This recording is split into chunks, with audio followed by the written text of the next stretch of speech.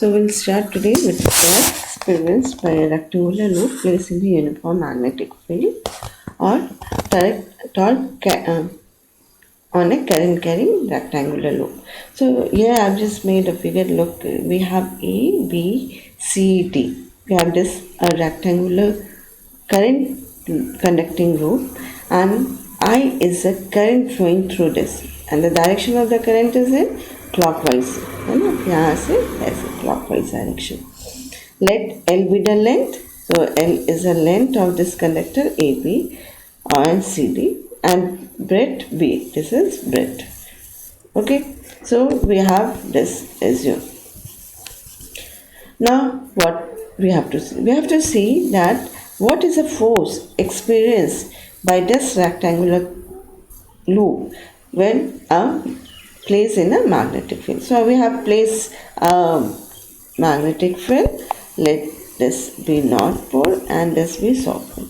Okay, so this is North and this is South Pole. South Pole. So magnetic field lines will come from north to south. So we have drawn this way magnetic field lines. Okay. Now let's see what will happen. Let's consider that our previous knowledge, that the force acting on a conductor of any length L. So if we have a length L and current is flowing through that conductor in the magnetic field and it's placed in the magnetic field, then force F is equal to I, current flowing through it, into L cross B. L is a length and B is a magnetic field, strength of magnetic field. So this we have already studied earlier. F is equal to I, L cross B. So same here, if we consider this rectangular loop as AB as a single rod, AD as another rod, DC another rod, and BC another rod or conductor. So individually if we find the total force, then what happens? Let's see. First we have considered side. First let's consider the side. Sorry.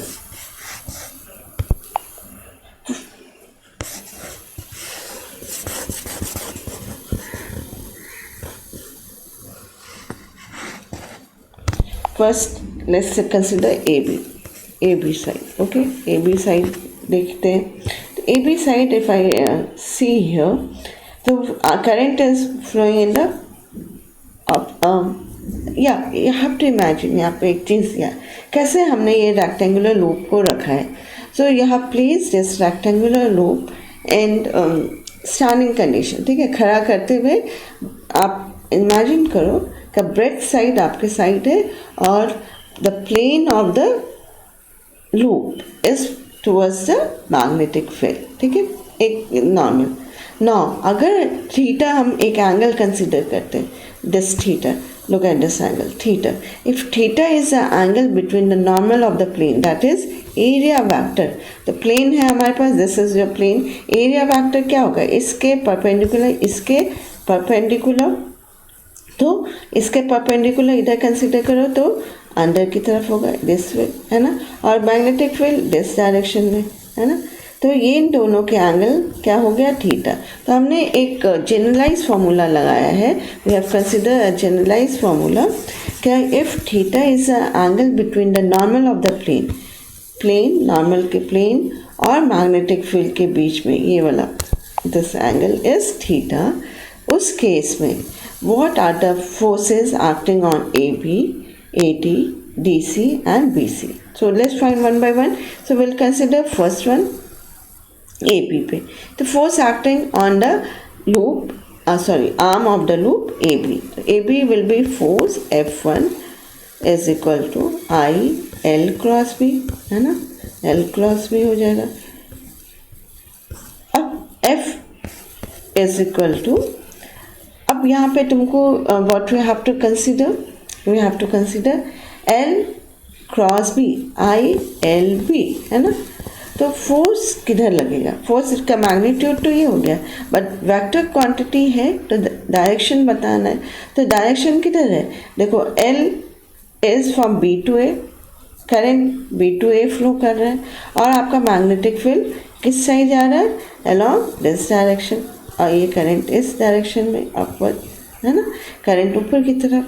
तो आप अगर Fleming's left hand rule apply करते हैं, Fleming's left hand rule, तो Fleming's left hand rule अगर हम apply करते हैं दिस वे, एज्यूम करो ये हो गया हमारे पास फोर्स का डायरेक्शन देगा, थम will give you the direction of force, फिर दिस विल, ये मैग्नेटिक फील्ड में अलाइन कर दो आप, और ये आपका एफ करंट आई। तो व्हाट हैपेंस, देखो करंट किस डायरेक्शन में जा रहा है, I is moving in upward direction, that is Y direction में, मैग्नेटिक फील्ड एक्स डायरेक्शन में, ठीक है। तो आप फोर्स किधर लगेगा, force will be in the किस डायरेक्शन में, Y sorry in the inward, अंदर की तरफ लगेगा, इनवर्ड। तो इसको फोर्स किस डायरेक्शन में लग रहा है उसको हम लोग बोल रहे हैं, डिस्कस कर रहे हैं। तो फोर्स को निकालने का एक और तरीका है, फ्लेमिंग्स लेफ्ट हैंड रूल में हम स्ट्रेच करेंगे अपना लेफ्ट हैंड फिंगर, और आपको आपका क्या है ये फोर फिंगर, जो फोर फिंगर है उसको किस डायरेक्शन में लगाना है, मैग्नेटिक फील्ड में, और ये आपको करंट के लिए जो मिडिल फिंगर है करंट की डायरेक्शन में। तो हम देखते हैं कि हमारा थंब कहाँ पॉइंट कर रहा है, तो thumb is pointing into the paper, then that's why force F is inside the paper, मतलब यहाँ पे हम इनसाइड कर दे, क्रॉस लगा दिए, तो यहाँ पे फोर्स एफ, यहाँ देखिए एफ यहाँ पे इनसाइड दिखा रहा है, अंदर की तरफ, तो ये क्रॉस हो गया। सिमिलर अगर हम DC देखें द जस्ट अपोजिट वाला, तो मैग्नेटिक फील्ड इस डायरेक्शन में और करंट इस डायरेक्शन में, तो आपका कहाँ पे होगा, तो आप देखो इसकी जो फोर्स लगेगी, force will be coming outward. Fleming's left hand again rule आप करेंगे, तो आप स्ट्रेच करो अपने फिंगर्स को, first second third, thumb will give you the force निकालने के लिए पहले आपको क्या करना है, अपना फोर फिंगर को किसके डायरेक्शन में लगाना है, in the direction of magnetic field, और करंट को आपको मिडिल फिंगर दिखाएगा। तो आप देखो कि आपका ये thumb is pointing towards you, तो ये आउटवर्ड हो गया। तो अब इसको थोड़ा सा ऐसे देख लें कि ये हमारे पास ये ऐसे हो गया, लूप हो गया, या आई ड्रॉ दिस वन, ऐसे बनाया है, तो ये वाला, ठीक है। अब यहाँ पे फोर्स ये अंदर की तरफ जा रहा है और ये बाहर की तरफ निकल रहा है, तो ये अंदर की तरफ जा रहा है और ये साइड बाहर की तरफ, ठीक है। अब कंसिडर करते हैं हम AD वाला लूप में, AD वाले में अगेन व्हाट इज है, करंट इस डायरेक्शन में फ्लो कर रहा है, एरिया वेक्टर इस डायरेक्शन में, अगेन लेफ्ट हैंड स्ट्रेच करेंगे, तो लेफ्ट हैंड जैसे स्ट्रेच करते हैं, तो आप देखो आपका जो फोर्स है, फोर्स का डायरेक्शन किधर जा रहा है, दिस इज गोइंग टुवर्ड्स, कहाँ पे है, it's going towards in this direction, ठीक है। फोर्स इस डायरेक्शन में अपवर्ड दिखा रहा है। सेम वे आप अगर BC साइड पे देखें, अगर हम BC पे देखें तो फोर्स किधर लगा है, force is in this direction, है ना, फोर्स इस डायरेक्शन में लग रहा है। तो व्हाट इज इट, यहाँ पे इससे क्या होता है, क्या आप अगर AD और BC को देखो, ये फोर्स ऊपर की तरफ और ये फोर्स नीचे की तरफ लग रहा है, और इसका जो लाइन ऑफ एक्शन है, ये देखो इसका प्लेन है, ये इसके अलोंग काम कर रहा है, तो इसके अलोंग अगर फोर्स एक्ट कर रहा है तो ये जो है ये क्या होगा, कैंसिल आउट कर देगा, इसका नेट फोर्स विल बी 0।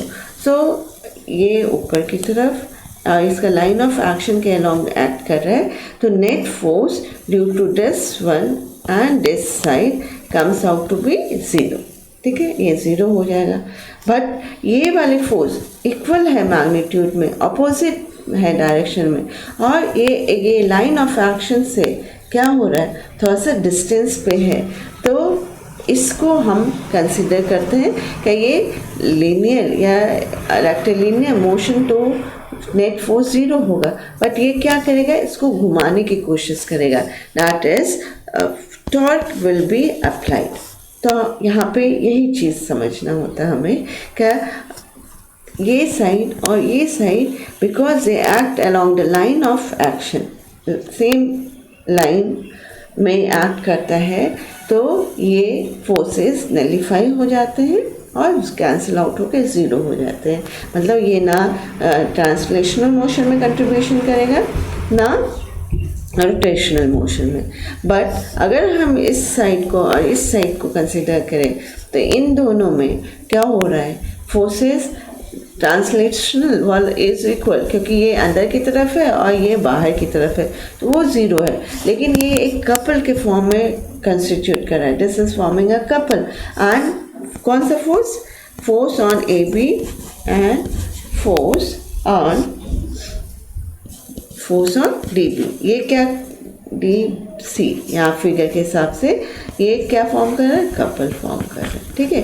और कपल क्या करता है, रोटेटिंग है, रोटेट करने की और रोटेट कैसा करेगा, क्लॉकवाइज डायरेक्शन में, it will rotate it in clockwise direction. अब ये रोटेट तो कर रहा है, कितना रोटेट करेगा, what will be the magnitude of the force, तो ये अब हम कंसिडर करते हैं।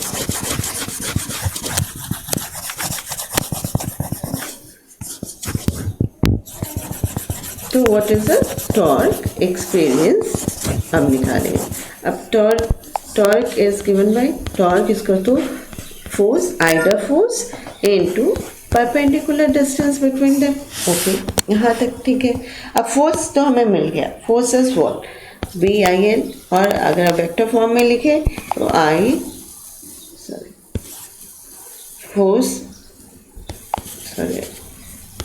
F is torque is equal to I L cross B, है ना, यही आया हमारे पास, एक फोर्स पे एक साइड पे। और ये जो परपेंडिकुलर डिस्टेंस है, what is a perpendicular distance, तो परपेंडिकुलर डिस्टेंस यहाँ पे हम कौन सा लेंगे, यही फिगर में कंसीडर करते हैं। तो इस फिगर में अगर हम कंसीडर करें तो एक अलग से हम ये फिगर यहाँ पे बना रखा है, देखो ये हमारा ए डी साइड है, ठीक है। और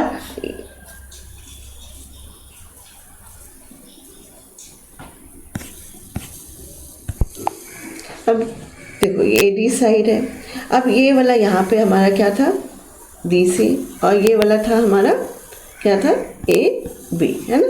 तो ये वाला हमारा ऐसे बना हुआ था फिगर। तो फोर्स इसके कारण अंदर की तरफ लग रहा है और इसके कारण बाहर की तरफ लग रहा है ना, ए बी के कारण इनवर्ट।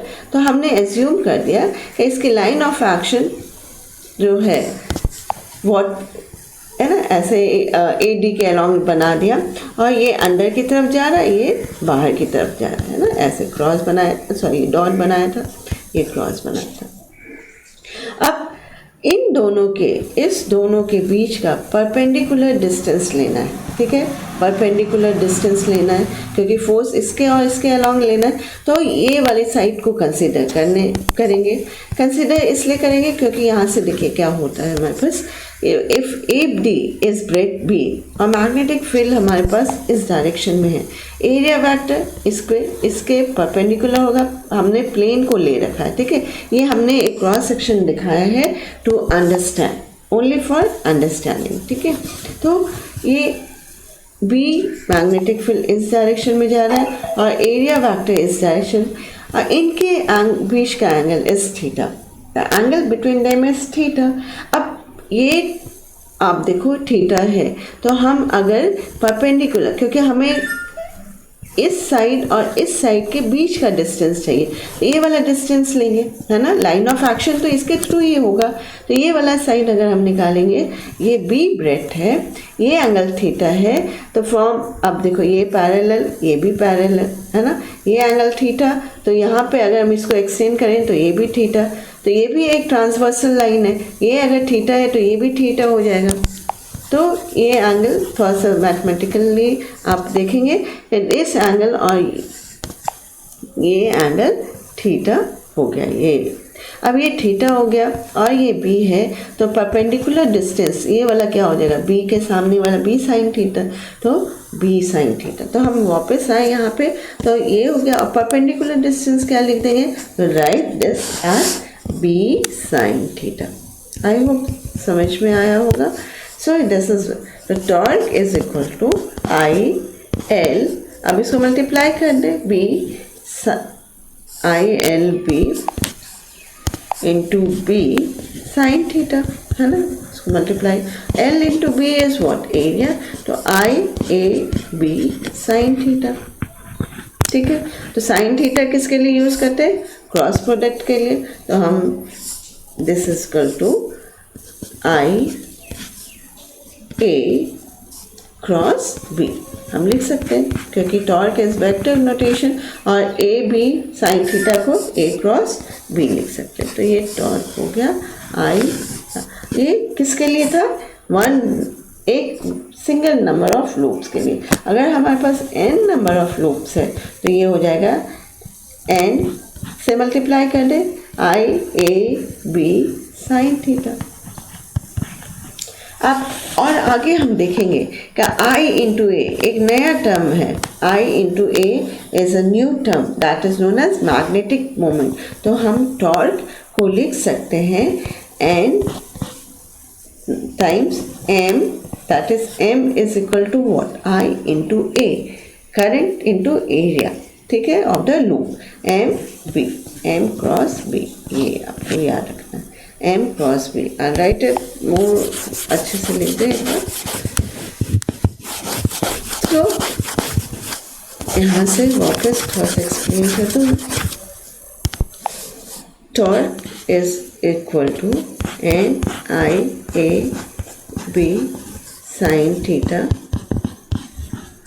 और torque is equal to I into A is M, तो M क्रॉस बी लिख सकते हैं। M is what, magnetic moment, फिर M is equal to I A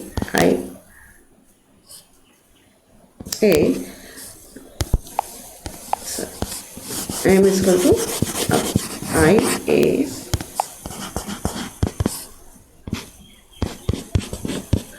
और इसको कहते हैं magnetic moment. This is known as magnetic moment. This is known as magnetic moment.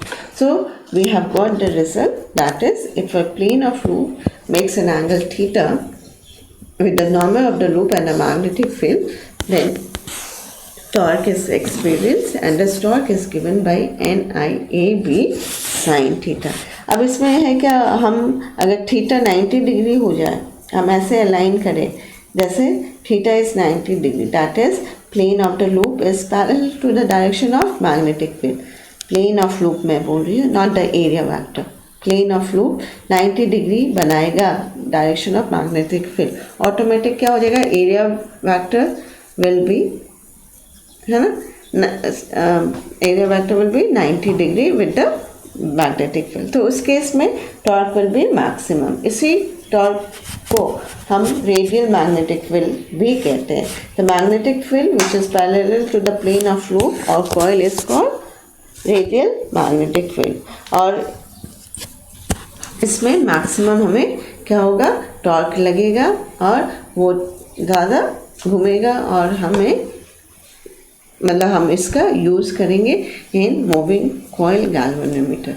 So next topic is moving coil galvanometer.